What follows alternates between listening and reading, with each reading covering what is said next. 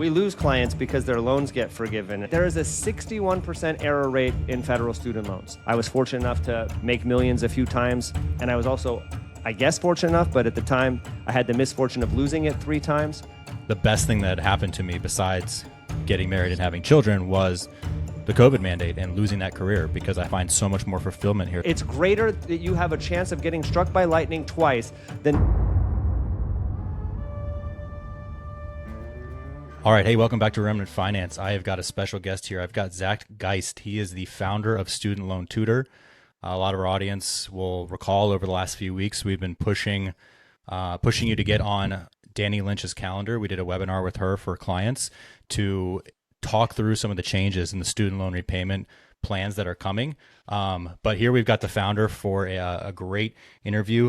We want to talk through your background. We want to talk through Student Loan Tutor, how you guys started, what you do now, changes that are coming, and then also some really cool stuff we were just discussing about where you are, what you're doing. So I'm going to read the background bio here real quick, and then we'll get into it. Zack Geist has emerged as a trailblazer in the student loan and finance sphere, liberating borrowers from the burdens of student loan debt since he established Student Loan Tutor in 2015. His voyage as an innovator in financial realms has not only yielded over $662 million in savings for borrowers, but has also revolutionized the perception and management of student loans for countless individuals.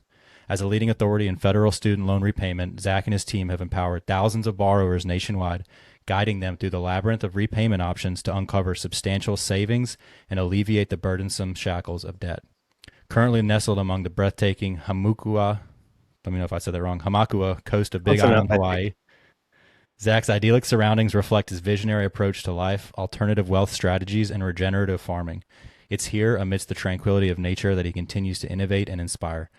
Beyond his financial expertise, Zack delves into unconventional realms, exploring topics often overlooked by mainstream discourse. With a fervent belief in the boundless potential of human consciousness, he endeavors to catalyze enlightenment and facilitate personal growth. Zack's insights and wisdom extend beyond his consultancy work. His thought-provoking writings grace the pages of prestigious publications such as Forbes, Bloomberg, and Yahoo Finance. Through his articles, he challenges conventional wisdom, inviting readers to expand their perspectives and embrace the full spectrum of human experience. In a world where financial literacy is paramount, Zack Geist stands out as a beacon of hope and empowerment, illuminating pathways to financial freedom and self-realization. With unwavering dedication and unbridled passion, he continues to pave the way for a brighter, more enlightened future. Zack, welcome to Remnant Finance. That is quite a bio. Good Lord, I don't know who wrote that, but I have a lot to live up to. I definitely didn't write that. Maybe ChatGPT did. Did Danny give you that? Yeah, she did, yeah. Holy I think crap. It's over $1 billion now, right? According to your interview with Caleb Williams. Yeah, I think it's over $1 billion. It's an estimate. Yeah. We're pushing, we have around 10,000 clients now. We lose clients because their loans get forgiven and then we can't keep them, So we're like a good doctor that heals the patient so they don't have to keep coming back. I guess thankfully for me, they have the repayment terms are like 25 years. So they stick around for a while at least. So we're able to make some money, which is an important piece. You're kind of the inverse of the pharmaceutical industry there in that sense. Yeah. You don't want a customer for life. Yeah, for sure. Yeah, I'll get them some other way. Maybe in the financial space. Who knows? Maybe I'll have them come here and help with the farm. Or what else was it? Something about enlightenment. Maybe there. Yeah, well, I gotta talk to Danny. That's a bold bio. I like it. I mean, there's a lot of truth in it, but I think it's a stretch. But it's there. Yeah. Well, let's start with your background. How did you come to create Student Loan Tutor? What's the journey there? And then what do you guys do? I try to answer this fresh every time I talk to somebody, as opposed to having a canned answer. So if I take a moment and kind of meander, it's so you get a new answer, especially if you've heard me before speak. I don't want it to be the same thing. I feel like the reason that I started Student Loan Tutor, it might surprise people, is I was looking for something that I could do to really solve a problem that it seemed like everyone was frustrated with, that no one could fully solve. And for me, student loans was something that I heard was an issue over and over again. I heard both that student loans are this big albatross around people's neck that keeps them from getting ahead. And then I heard that there's a bunch of companies that scam people, that pretend to be able to help people with student loans, but then they like seemingly can't, and that people think that loan forgiveness is real, but then other people think that it doesn't really exist. And then there's people that have $0 payments, and then there's other people that have $4,000 payments from the same profession. And then, there was just a lot of these different things that I was just like, what is this very squeaky wheel around student loans? There seems like there's something there. And then I started to research like what companies are actually helping people that have actually established themselves successfully in the student loan space. And then I found out the answer to that question was literally nobody. There was no H&R Block of student loans. There was no, TurboTax. There was no, what you fill in the blank, Keller Williams, Century 21. There was nobody that was doing this, Goldman Sachs, Mass Mutual, whatever it is. There was nobody that stood out. It was a bunch of companies coming in and going out. And it took me almost 2 years to figure out exactly why that was. And it wasn't that the student loan, understanding all the different programs is complicated, fair enough. But that wasn't the reason that no company could solve that, because that doesn't make any sense. Like tax is complicated. People are filing taxes. Real estate, yep. Complicated real estate deals are complicated, but people are doing that. Extremely complicated finance, right? Like there's chartered financial analysts and certified financial planners and insurance people and all of that. There's ways to figure it out. Why in the hell has nobody solved this problem? And what I discovered is that it's both complicated and it's run, the government makes the rules, and then there's these things called loan servicers that are for-profit companies that service the loans, and they all interpret the Department of Education's rules somewhat differently. And then you have the people that work there that also interpret their servicer's interpretation differently. And then when you do this, I don't know if you ever made a copy of a copy of a copy, but eventually, or played the game telephone, but eventually something goes wrong. And what goes wrong is errors, right? And this is too crazy to be true, but it's also true, and it's really happened, is that the National Consumer Law Center has verified that, according to the Inspector General, that there is a 61% error rate in federal student loans. That means that even if somebody, the client, let's say your listener, fills out everything correctly, there's a 61% chance that that person that works for the servicer that's interpreting the Department of Education is going to fuck it up, And I chose fuck it up instead of screw it up, because maybe people pay more attention if I say that. They're going to fuck it up. And like, if you understand statistics, if there's a 61% error rate each year, and it takes 25 years to get your loans forgiven, you have to do this thing every single year. What are the odds that they fuck it up at least once over the course of that 25 years? Even if you do everything correctly, let's just say that you've actually figured this out and done it all correctly. Well, the chances are, you might think, probably not as bad as getting struck by lightning. It's actually, you have a statistical probability, what I'm about to say is unbelievable. You have a statistical probability of getting struck by lightning twice. It's greater that you have a chance of getting struck by lightning twice than that loan servicer getting, and that's provided you do everything right, getting it correct for the full 25 years. And that sounds too bad to be true, but you could run the statistics. You can go into ChatGPT with a 61% error rate, which you could verify that the Inspector General gave that do I have a better chance of getting struck by lightning twice or by them getting it correct for 25 years? And it will break down all the statistics for you. And so that's why it happens. That's why I did it. I really felt like I wanted to. I have the gray hair in my beard. I want to feel like Santa Claus. I want to be able to help people that are normally in debt be able to get out of it. I grew up poor. I grew up in the hood, in the projects of the Oakland Bay Area. For those of you listening, instead of watching, I still had the same color skin when I grew up out there, which made it, extra tough to be there, but easier to be in business. But yeah, it's that really wanting to help people that kind of grew up poor like me. I lived in a group home as a kid for a time. I was an emancipated minor, so I had to learn a lot of things myself. I didn't have a lot of financial support. I didn't have any financial support.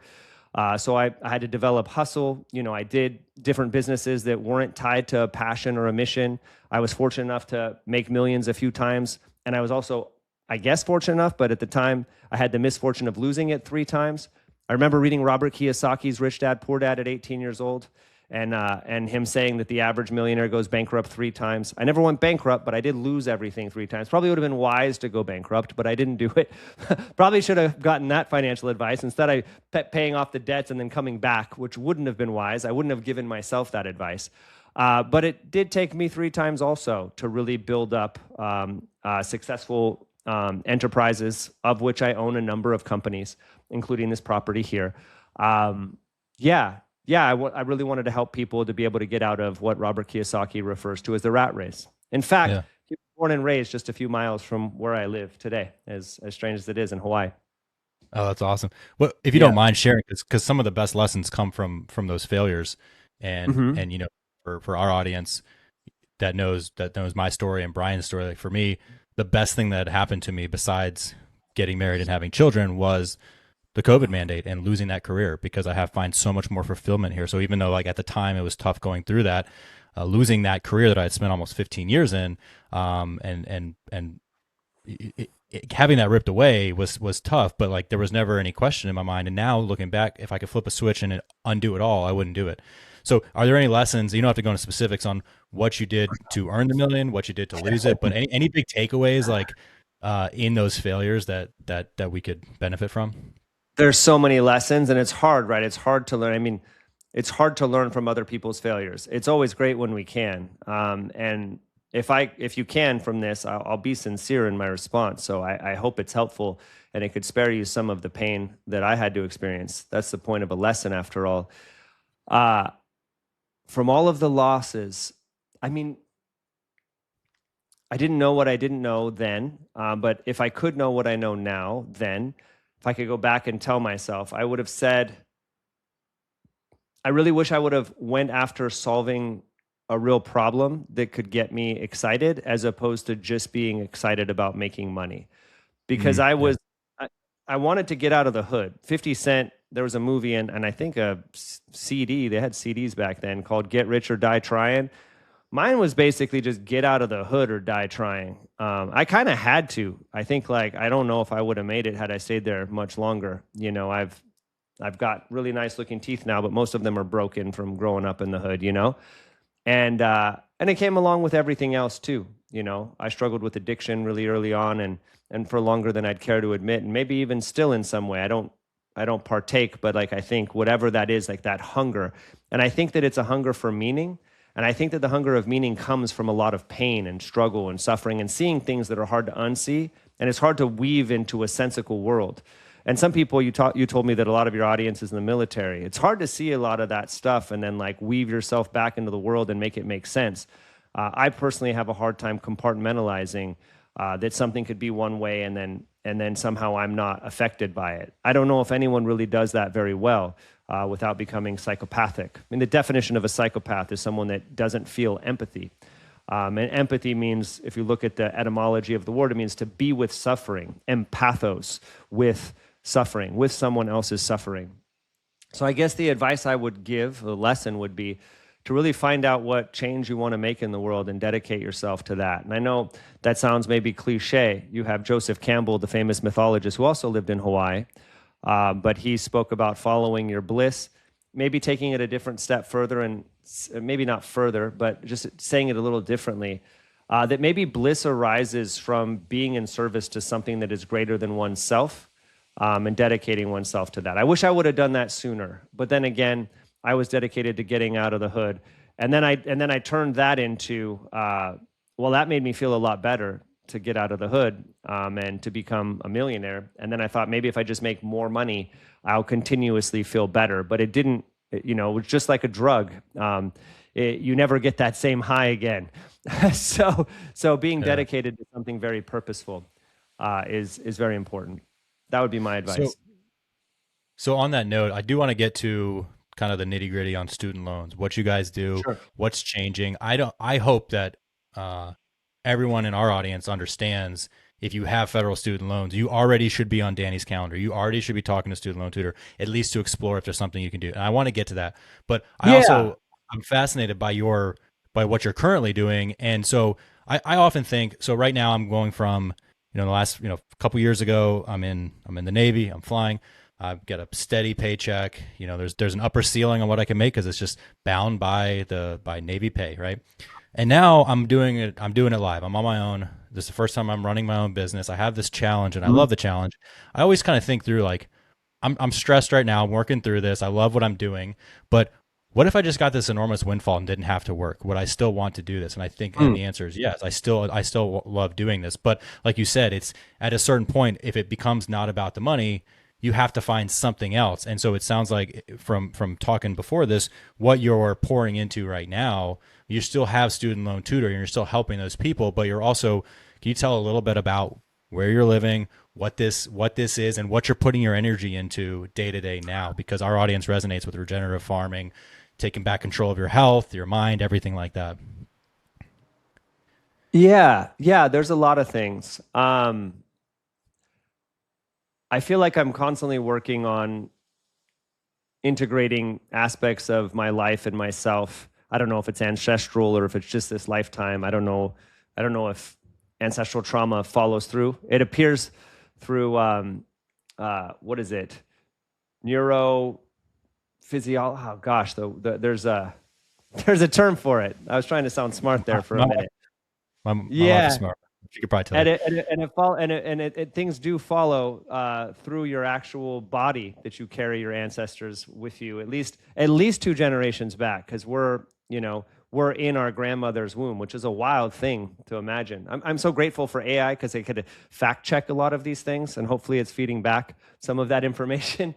Um, but I still think my life is dedicated to integrating a lot of the things that maybe my family or myself have experienced. Uh, and I really see so many things. I've seen so many things that are very ugly in the world. And I don't know, maybe some of your listeners could relate with this, especially if they've been in any type of things in wartime, or have even been closely associated with military, because it's defense and war are linked, you know.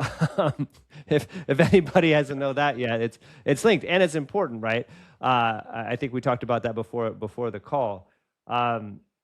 It's these paradoxes that we have to navigate, and one of the paradoxes is how can you be with the ugliness of the world, and at the same time be able to cultivate beauty and truth in what the ancient people would call the good. And I believe that's what I'm attempting to do here at our healing sanctuary and farm and eco village here in Hawaii. I mean, we grow all of our own food here, hundreds of thousands of pounds of food per year, some of which we sell, some of which we keep. Uh, Selling a food, believe it or not, is not very profitable, even though if you go to the grocery store, it appears like it might be these days. And we harness our own water, and we also generate our own power, and we have a lot of our skills in house here. So, yeah, yeah, yeah, that's something I'm really passionate about. But I think it all ties in with healing and sovereignty in some way, kind of our sovereign right of being a human. That's something I've always been fascinated by, is that it seems like the squirrel eating the acorn or the little nut on the side of the tree, or robbing the bird seed from the little bird seed feeders. I don't know if you ever see them do that. They just seem to be so much more free than I have ever been, even still, and definitely freer than I was born into. I feel like in some ways, I was born into some form on the spectrum. If there's a spectrum of slavery, I was born into some part of this, somewhere on the spectrum of slavery. And I think a lot of people that serve in the military might feel that. And, you know, some people are able to not serve in the military, even though they should, or are getting drafted. And how is that possible? And people in my family all served in the military before. I actually tried to, but my upbringing was so crazy that I wasn't actually I wasn't able to. And it's probably for good reason. So, so this eco village, I'm just Yeah, some of the stuff you told me before. It's 80, 84, 86 acres on the coast on the Big Island in Hawaii. it is. You Hmm. and is it a village in the sense that you have people living there, or is it kind of Yeah, it's a yeah, we retreat have center? like close to 20 people living here. Okay. And we're all working together to grow our own food, generate our own power. Think of like this is probably a terrible example. I say, think of like modern, contemporary, like technological using Amish people that are like also fun and like play music and go places and fly on planes and drive cars and stuff. Yeah. But I mean it from the work ethic piece. Like, people are working hard here. I mean, they could just be, and we still buy things, you know, we're not like boycotting Costco or riding around in horse and buggies. Nothing against people that do. You know, sometimes that seems a lot more sensical. Like to live at a pace where you could ride a buggy or a horse around. I mean, to me that seems like such a degree of wealth that most people would never even, you know, dream of having. You know, Yeah. I love that, you know, it seems like when you're really poor, you walk to work. And then on the other extreme, when you're super rich, you walk to work. Yeah. It's kind of that And that everything story in of the between is like traffic and and like gridlock, you know? that story of the fisherman in Mexico sitting on the coast, you know, drinking a beer at the sunset, playing guitar, and the businessman Yeah, comes up and sees his fish, and I don't know if you've heard that analogy, but like I at the end have. of it, here's But how it's you worth can improve this saying. business. You can get a, you know, like you just spend your day, you know, take a siesta, play guitar in the village, you fish, but your fish are amazing. What if you got another boat and a few more fishermen? Then you could really expand. And he says, and then what? Well, and then you could hire a staff that processes your fish and you could sell them in markets all over the world. And then what? And then you could get a big processing plant and you could have a whole fleet. And then what? And then you'd have enough money to retire. And then what? And then you'd be able to just sit on the beach with a beer, play guitar in the village and take a siesta. And he's like, that's what I'm doing right now. And it's kind of funny how it's like the age of just opulence and indulgence leads almost for some people to a desire to get back to that traditional life. And I think that idea of blending it to where, yeah, we use Costco, we fly, you know, we travel, we have these experiences, but at the same time, like there's something so empowering about just having your feet on the soil and planting something. Like I'm a repeated failed gardener in our backyard. We live in Coronado, California, so you can grow everything Uh-huh. here. You can't grow anything. You know, I got like a bean plant and some tomatoes, and I get a few, and then they just die. But I'm always trying because it's so fun to just keep trying to watch. You know, like just watching the seeds sprout, and I'm trying to get my daughters, you know, interested in it, and maybe hopefully they'll be better gardeners than me. But it's like we live 2 blocks from a market. I can buy all of this stuff, and you know, I think it's alpha Vedic, but on that podcast I talk about joking how, you know, why pay $8 for eggs when you can grow them, you know, you can get them yourself for $12. Like the idea of this like It, homesteading ideal of like I'm going to do this myself, but then going through all the trials, it's like, but there's still value in that. I think what you're doing is really cool down there. yeah, I think there's a lot there, right? There's the guy in Mexico. He's got to eat more than fish, you know, and then he's got to get that somewhere. And then, I mean, I just got back from Mexico. I was in Mexico for a month, and I remember buying tortillas, like a half kilo or something, for like the equivalent of like 60 cents or something. And I'm like, Yeah. oh my gosh, this is just wild.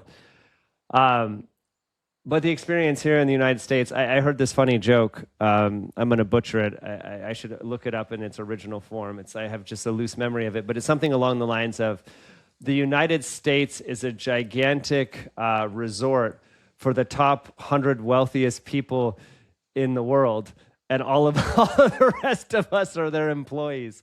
But Yeah. I heard that, and I just, it had one of those like guttural laughs that just like came out of me. I mean, I don't agree with that 100%, but there's some truth in that, like that, you know, there's certain degree of wealth disparity here where everyone is, and the American dream is also real here. Like you can act, I mean, I'm living proof of it. So I'm like, if I was born in India, I'd still be in the gutter somewhere, you know. So Yeah. I'm super grateful, you know, that I live in the United States and I was able to do that. And at the same time, man, it looks like it's getting harder to like really pull yourself out of the rat race, at least with integrity. You know, like people are maybe Yeah. impersonating Arabic princes or something and scamming people. I don't know what they're doing, but uh, yeah, it seems harder to get out of the rat race now than even it was 10, 20 years ago. Yeah, the financialization I think is escalating, the stratification from that, and which is we are so big on people understanding the flow of capital in and out of their lives. You know, when you don't, if even if you just have a fairly moderate salary, you're going to have millions of dollars flow in and out of your life. And just, are you conscious of that? Do you know how to corral those, how to preserve them, and then how to understand and grow those while stewarding them well? Like, you're going to spend money, but are you conscious of the spending? Is your bucket full of holes, or are you able to patch it and be conscious of it? And so just that understanding alone, and being able to take on this mindset of like, I can understand and master my own capital, and I can sever from dependence a degree at a time. It starts slow, but just the idea that that's even possible, I think is our mission to help people at least believe that and then provide the education. Yeah, I mean, some of this is philosophical, right? And some of it is psychological. And these are important pieces. Like you hear it, and it's so cliche to say it, where you hear about the psychology of money or the philosophy of money, or like, and then, if anybody's had any type of leisure, or, you know, been around friends for a period of time, or had a bunch of free time during COVID, you start to ask questions about, like, well, what is money? Like, what is it exactly? Like, how does it come into existence? What is debt? And, wait, are there two different classes of people? I mean, you could carve these things up all over. Um, and the classes I'm saying is socioeconomic classes of people who are in debt and servicing debt, and then those people who are the creditors, and you're indebted essentially to them, and they're not specific people. Like some people are both, right? Like I would have debt and have good debt, and then what the hell is good debt, and why is it good? Because it's cheaper debt. I'm servicing that debt at a lower interest rate than what I'm earning. And then it goes like, well, where's the interest coming from? And what is interest? Interest is the price of time. And, you start to go into, if you start talking about this long enough, you want to be that Mexican man on the boat with the fish and the beer and the guitar. And I think keeping that in mind is super, super important. Like, what is all of the money for at the end of the day? For yourself and your own lifestyle, financially independent for what? That's an important question to ask. How I'm going to make the money. Something that I got to run into is I started to make more money than I could spend. I mean, I could probably spend it, but I'd have to develop some very bizarre lifestyle habits. But I started to get to a point where I couldn't spend what I was earning, and I was investing it, and I'm like, I don't want to invest it in these things that I just don't believe in. And so, one of these examples, when people say, well, why are you spending, I think I'm spending like $30 for a dozen eggs, instead of whatever I could get them for $6, and I'm doing that across the board over here right now. And why would I do that? Because for me, the money I'm investing in these things is more than just a return. And I think that that's important to understand. And when you don't have your own finances worked out, then maybe making those decisions is more challenging. But for me, I found that once I started to think coherently about my time and my money, right? And they're not the same. They can be. They can be interchangeable if we decide to make that agreement, but they don't have to be. I started to look at what my money is doing in the world, because our money, if you think about it, it's an extension of our vocation in the world. Where we put our money is determining what's happening to it. If we just spend it, it's gone. If we invest it in one way, it's going to be doing work. At the end of the day, it's going somewhere and doing something. So really bringing, a conscious awareness practice around money, I think is a great practice. And, people ask me if I budget. Did I become to the financial point that I'm at now, owning multiple companies and real estate, and having 100 people on staff and all of that? Did I get here by budgeting? And I don't think I did in the traditional sense. I think I always looked at, instead of budgeting, I thought, what am I spending this money on? Is it truly an investment? What is the return on it? Not necessarily what is the financial return, but like, what value is it creating for me? Do I really need this thing? Am I paying a fair amount for this thing? Do I need it now? Can I wait for it till later? How much of it do I need? And constantly asking those questions. I never said like, hey, I'm making, $8,000 a month. How do I only spend $7,000 and take the other $1,000? And I know so many people have had massive success doing that. And maybe this is just me, that I just haven't thought that way. The way that I think is like, what are the things that I could just not pay for at all, right? And this is where student loans came up. Like, do I need to service my student loan debt? Yes or no? Do I need to have this other thing, or is there a cheaper way to get it, right? Is there a cheaper way to get something done that is equally good? And these are the questions that I would ask. And then taxes is another thing. What are my true tax obligations? So for me, I would invest time in learning or finding a professional that could help me navigate these spaces. And that's what eventually made me successful. In the beginning, I was like, you know the comic character Deadpool? Yeah. Yeah. Yeah, I was like a one trick pony. Like you could have just said, maximum effort. Like that was my one strategy, right? I was just like, I'm gonna just out hustle and outwork everybody. And if as long as I make a bunch of money, I'm gonna be somehow that's I would even say it. Like I was in sales and I would say sales solves all problems. I would proselytize this to my sales team and to myself. And it doesn't really, right? Because millions moved through me and I didn't really have a strategy of how to keep that. So that was, I guess that's another hidden lesson in here is I looked at it differently. Yeah. And in the beginning, I tried the budgeting thing, but then all of a sudden things would present themselves in a different way. And I think it is important to invest in oneself. Robert Kiyosaki, in that very simple book that's purple and gold called Rich Dad, Poor Dad, talks about paying oneself first. And it's really, really important thing to do. Yeah, I that resonates a lot with me. We talk about, obviously we want to grow our capital, grow our ability to fund our lifestyle, but money in and of itself is just a tool, and there needs to be an off ramp at some point to where you use it, you utilize the capital to acquire the things that better your life and your family's life and the people around you. And so whether that's hard assets, buying property, or investing. I consider it an investment in our family's health when I buy from my buddy Kevin, who's a regenerative rancher here in San Diego County. Like Yeah. we could, if I had a budgeting mentality, I would go to Costco and buy bulk beef because that's a cheaper option to get the same amount of calories. But by investing in local regenerative agriculture here, I'm paying a lot more, but that's actually an investment in health. And so there needs to be an off ramp from just dollars to something that provides value, and mentally as I well. mean, you could keep taking it deeper and deeper, and you could say, well, if I continue to support only the Costco thing, then the whole world's gonna, it's all supply and demand economics, right? Like if I'm gonna create a demand for a discounted product that's this, and they're gonna say, okay, we're gonna supply you with this. You're willing to eat this shitty thing, or oh, we're gonna figure out a way to have robots killing animals, and we're going to figure out a way to confine them into 1 inch, like we just saved more real estate and now we're going to pass the savings on to you. But like we all know that that's horrible, right? Like eventually we're going to be living in hell. And you go to some places and it looks like you're living in hell. There's garbage everywhere. And you're like, well, why is there garbage everywhere? Well, because it's profitable. And ultimately, you ask these questions enough times, like it's like almost every evil thing that's out there, you ask why it's that way. And it's like somehow there's money in it, right?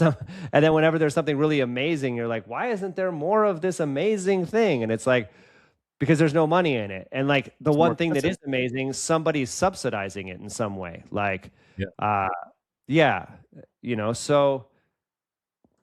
It's cool. Like you could put a McDonald's franchise on your property and probably have increase the value, the net worth of your property. You can increase your cash flow. You could have, if it's just about dollars, you could probably enhance it by making a lot of different decisions than you're making right now.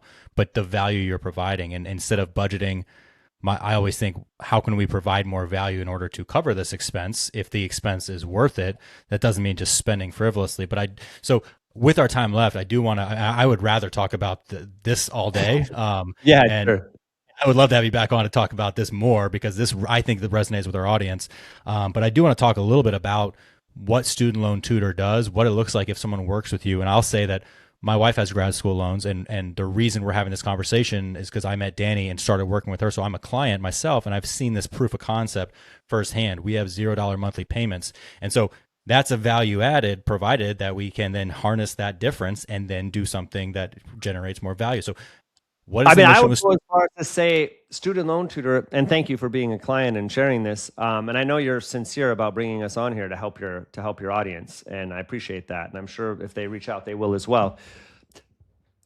The interesting thing about what we offer is there is a value piece, and there's also, it's one of the few businesses that I'm aware of that you don't even need a value proposition, because it's turning money into more money. It's like if I say, hey, you're going to give me 1,000 for every 1,000 you give me, I'm going to give you 10,000. And I'm going to put it in an agreement that I'm going to give you that for sure. And then like, if I don't give it to you, then you get your 1,000 back. Like that's the deal we make with people with Student Loan Tutor. And the reason why is because I know how to navigate the student loan system. I know what your payment's going to be. I know how much I'm going to save you. And if I don't do it, I'm not going to take any money from you. And people go, well, wait a second. So your services are actually less than free. Like you're essentially, we're paying you with the bank's money. It's like the casino, right? It's like the casino is like giving you money to gamble and then giving you more money and then betting against your loss. They're not going to do that. But in this case, that's what we're doing. It would be the equivalent of a CPA saying, I'm only going to charge you X amount to file your taxes if I save you exactly this. And if not, I'm not going to charge you anything. And that's our proposition at Student Loan Tutor. But the value add piece is that we're also going to manage your student loan now and for the life of your loan if you'd like to. There's no contract. And then walk you all the way towards loan forgiveness. It's a weird thing to be able to do. And I think we talked about at the beginning is why in the hell we even been able to do it. We navigated this because we've had to learn through experience. We've had to work with loan servicers, every single one of them. I don't even know how many they are right now. And working with individual people because that's what it is. And they're screwing up. And so, if you have $70,000 or more in federal student loan debt, or you know of somebody that can, it's a huge gift to them. It is literally money back in their pocket in their bank account. Well, not literally in their pocket, unless their credit card is part of their pocket or their debit card, but the equivalent, So happy to help people. And the goal is to save the money on your student loans and then use that towards building wealth. Save money on your taxes and put that money towards building wealth. Save money everywhere you could just not spend money stupidly. And this is an important element with the student loan piece. And this is why I said it's not really a value proposition, is that I'm not saying you should no longer have your degree. You get to have your degree. You get to have the education you had. You just get to pay less for it. It's such a, to me, the industry entirely is got such a sinister element to it that you're getting 18-year-olds who had no financial education through their entire public school career up to that point. They're making decisions that could potentially keep them stuck in the rat race for life at 18 years old. And those decisions are backed by the federal government, basically a blank check. As long as you can breathe, you can qualify for loans, which violates all in theory on paper, it's like, okay, if an education is an inherent good, then everyone should have an opportunity to it. But economically, that just doesn't work. And so if you give everyone a blank check and tell them you can go get whatever degree you want, and then on top of that, this is our largest asset as the federal government, and therefore you cannot default on it because we rely on this as an interest payment. Like, we create the money out of thin air, give it to you in a blank check, you're now in debt for life. And when you pay, that's generating capital that you can't default on in the same way like a businessman can. Are you sure you don't work for Student Loan Tutor? Yeah. No, I mean, it's true. I'll take it a step further. The way I articulated that is totally truthful. And I'll start earlier. And I would say, well, they're also being groomed to take on the student loan debt because they're told if you don't get a college degree, you're basically going to be a nobody. And maybe it's true in some ways. I mean, trade schools are now becoming more popular, but people want to be, successful. You're told if you want to be successful in life, you've got to go to college. And if you don't qualify for a scholarship, you got to take out student loans. And you're not told what that really does. I mean, they might say, but people don't understand it, right? It's kind of like incomprehensible. It'd be like going to the native people of whatever land we've colonized and say, hey, like, we're going to own this land now. If you sign this piece of paper, we're going to give you some, metal nails, and then now we own this land. They just have no idea what that means. So like, sure, some metal nails, and you get to draw a picture on a piece of paper of something. Like, what? They don't even make the connection that they're trying to say the map is the territory. Now that's theirs, whatever it is. They just have no concept. And they've been told this since they were, I don't know, how old were you when were told you should go to college?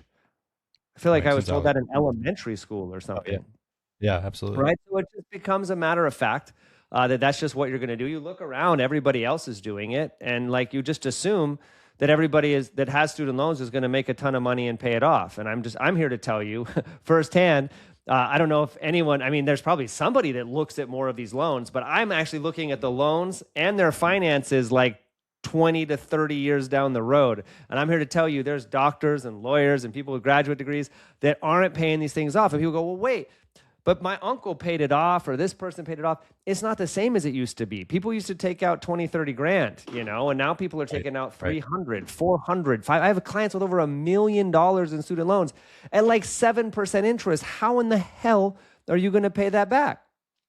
And then these private servicers just buy the debt cheap and They then don't buy collect it. like They don't buy it. they don't They buy don't it. buy their servicer. No, and this is what a lot of Right. people think because they get moved around. So it's like they think it's like a That's what I mortgage assumed, that yeah. some other company's buying it up. No, and they don't get paid like that. They get paid based on how many clients they service and what their motivation is to get on and off the phone with you as quick as possible. That's their goal. And if you they cannot give you, they say, I mean, you see it on their website. If you go to Department of Ed or any of the loan services, they say you don't need to pay to learn what to do about your student loans. They're right about that. They'll tell you, they'll have someone that gets paid, I don't know, $13, $14, $15 an hour. I don't know how much they make with no financial training, with no incentive that you'll never reach again. They'll tell you something to do with your student loans for free. But that advice, I could promise you, well, there's a 61% chance that that advice is wrong. And even if they give you the correct advice, there's a 61% chance that the other person that's going to be looking at it's going to fuck it up. And that first person that gave you the advice ain't going to be there to like be like, actually, I told them that would work. You're going to just be like, I remember they said this one thing, but now this other person, just call up the phone and ask 3 different people the same question and see what answer you get. You're going to get very different answers. And so, yeah, this is the challenging piece. I don't even know what weeds I'm in right now, but I could feel the feeling I'm in the weeds. If you help me find myself. That's perfect because the idea, like, so our tax strategists that we use, Brian and I use, business uses, and that we refer clients to, if they're looking for tax strategy, the company is called Tax Sherpa. The idea, you need someone to get you up that mountain because I have a copy of the tax code that I keep with me since ever since I took a tax law class in grad school. I always keep a copy of the tax code, and I've read it front to back pretty much. I'm sure I've skipped some pages, but it's like I've pretty much read the tax code front to back, and I would never trust myself to navigate that on my own because it's not my specialty.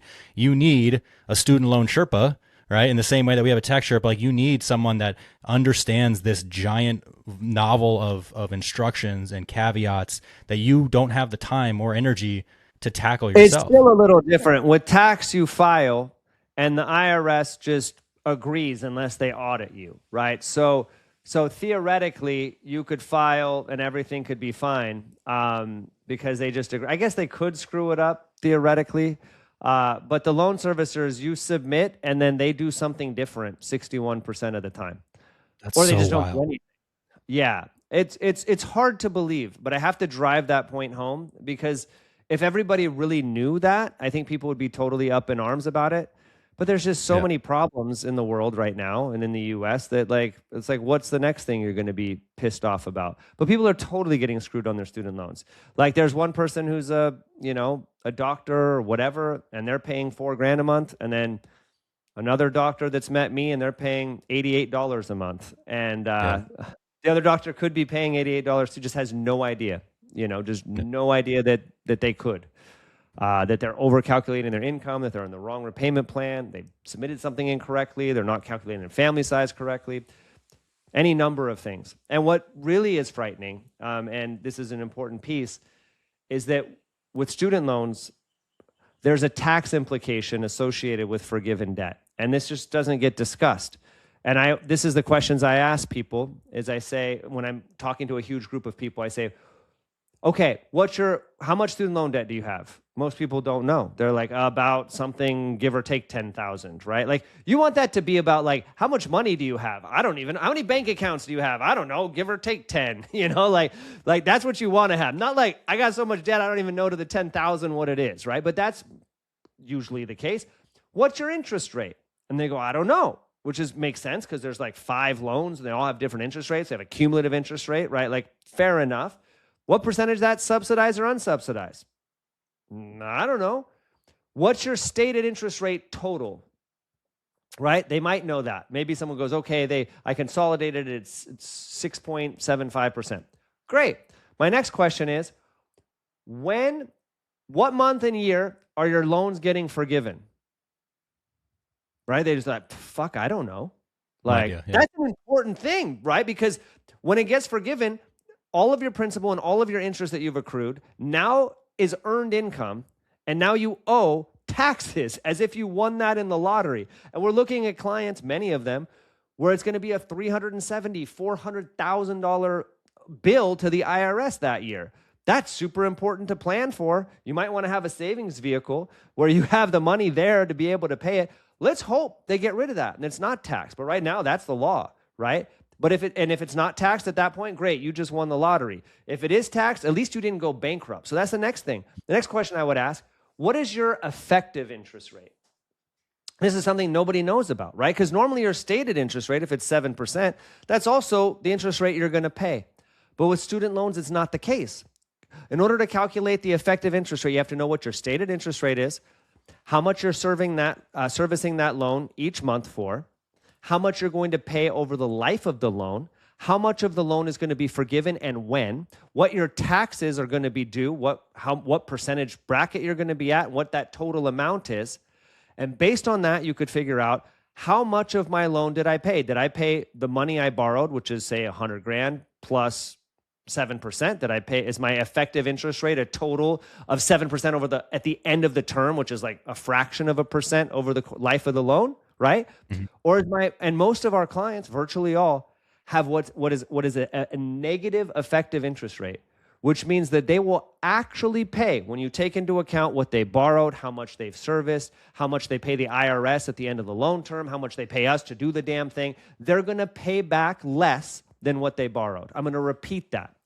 They are going to pay back less than what they borrowed. If they borrowed $100,000, they're going to pay back less than $100,000. If that's the case, if you have a negative interest rate, how much should you spend each month paying down your loan above what you're required to pay? How much do you want to spend? How much do you want to drive down paying that debt? The correct answer is only one answer. There's not a multiple answer question. It's $0. You never want to service a debt that has a negative interest rate any more than you're legally obligated to pay. Now, until you know what that number is, you really don't have a plan when it comes to your federal student loans. That's what we do. We both come up with a plan and we do it all for you. You'll know exactly when that thing's going to happen and what your effective interest rate should be. It could change, right? The tax implication could go away. Hallelujah. You're going to be an even more negative interest rate, right? There could be a new repayment plan like there was with Save. Hallelujah. Interest is falling off every month, right? Like your income could skyrocket and the amount you have to service each month might increase some. We're going to still keep it as low as possible. But this is a forecasted rate, and you've got to have it. If you have federal student loans and you're financial planning, you're not really financial planning unless you have a plan. And you should be saving money on your student loans. People talk to us, they're saving money. They're going to pay less on their student loans or they're not going to become a client. I won't even take them as a client. I'm not going to be like, well, you're going to spend a little bit more money, but we're going to take this over for you, which could be worth it, but I won't do it. I just don't. Like, that's why I say $70,000 or more, I feel confident our services are going to be less than free. I hope that helps. Yeah. That's incredible. And then you add on to that the compound. Like if you take what you're saving and harness that and grow it in order to deal with that future tax event, like you could compound so far beyond that point. So the negative interest rate in a vacuum itself is powerful. But then beyond that, what you can do with the savings. When I was a kid, I'm aging myself with my gray beard. There was these books that were like choose your own adventure stories, right? It's like. Yep. And I picture it, and I thought this would be more popular when I say it, and usually I kind of lose people, but hopefully some old people here or their parents are old-fashioned, but it's like there's a moment, you're at a moment right now listening, if you're hearing my voice, and you're here, if you have student loans, if you know someone with student loans, this is an important event, right? You hearing my voice, They have a time right now where they could say, okay, I'm going to look at this, I'm going to now drop that payment to as close to zero as possible. And that's only the first step. The second step is I'm going to take that money and I'm going to put it in some type of savings or investment vehicle. So at the end of my loan term, I have compounding interest going in my favor. There may be a tax implication. There may not be. Who knows? If there's not, you just have more money. But the difference at the end of that 25 years is sometimes 7 figures, right? Like that's a major difference in choose your own adventure story. Everything else remains the same. Everything else is the same. You're spending the same amount per month. Instead of servicing your debt, you're having us help you and you're investing the difference. At the end, instead of just the debt being paid off, it didn't get paid off and it gets forgiven and it comes as earned income. And at the end, you've been putting that money, so it's been growing and compounding every month over the course of 25 years. It's a completely different life for your kids, right? And for you probably, but definitely for your kids. So I think I got to go because I got another podcast right after this. Sir. But I hope that's a good ending. That's awesome. We respect your time. If you want to talk, I know. Yeah, go ahead. Sorry. No, go ahead. If you want to get in touch with Student Loan Tutor, just email us, either info@remnantfinance.com, schedule a call with us, whatever you want to do. We'll get you in touch with Danny or someone on his team. And also, what's cool too is we normally charge $150 to book time with the tutor. It's a 60 to 90 minute call. But because you're part of Remnant Finance audio listeners, and it's not BS either. It's not like we always do. We literally only do this for certain financial advisors where we don't charge anything for the call. So you'll get all of the information, like what we're going to do for you without having to pay anything. So you could be like, fuck you, Zach. I'm going to just do this on my own. Knock yourself out. And my guess is you're going to probably want to become a client if you have a lot of debt, but you might not. And we're willing to extend that. Just promise me if you book, you're going to keep the appointment because we're booked out 3 to 4 weeks. True story. You'll find out when you call. So the reason we charge the $150 deposit for other people is because people will book and they won't take it seriously unless they've paid a deposit. And that's why we charge it. So we're going to waive that for people that are followers of this podcast that listen to this podcast. That's why we put it at the end of the podcast. I love that. Thank you, Zach. And I'm a client. I have a concept. It works. It's solid, and it's an incredible strategy. So thank you again for your time. And you're welcome. Hit us if you want to get in touch with them, and we appreciate that discount that you're giving to our audience. Great. You're welcome. All right. Thanks. Cheers. Aloha. Aloha. Thanks for listening to Remnant Finance. If you found any value at all in this episode, please subscribe, leave a review, and share it with a friend. Remember, true financial freedom comes from taking control of your personal economy and breaking free from the status quo. So stop being a passenger in your family's financial future. Boldly take back control of your wealth. Until next time, this is Brian and Hans signing off.